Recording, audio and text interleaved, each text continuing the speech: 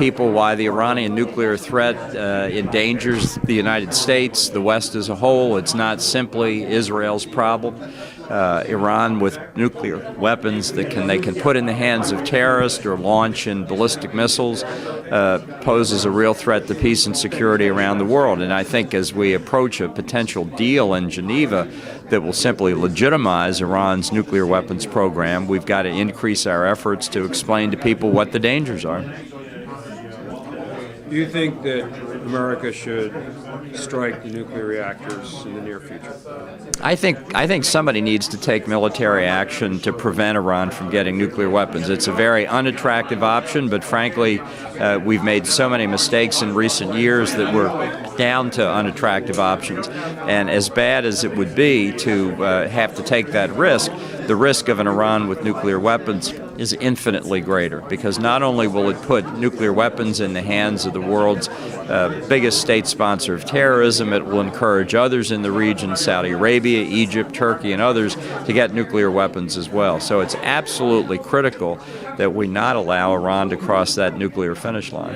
When is that finish line going to take place, to the best of your knowledge? It could take place almost at any time. Iran is not rushing to build one nuclear weapon. They're building a broad, deep nuclear infrastructure so that when they do decide to break out, they could have scores or even hundreds of nuclear weapons. We should have acted long ago. We should have been more decisive. But at this point, we're down to a very short period of time, I'm afraid.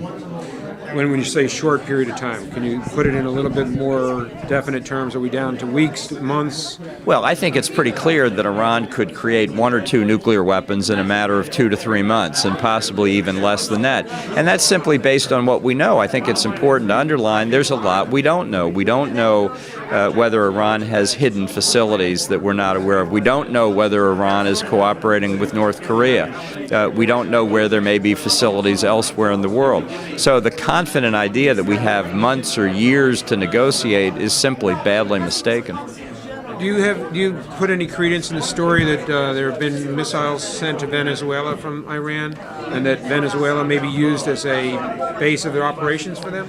Well, again, there's a lot we don't know. We do know that Russia has gone out of its way to try and re-establish a presence, a military presence in Venezuela. We know that Iran's largest embassy in the world is in Venezuela, so it can launder money through the Venezuelan system.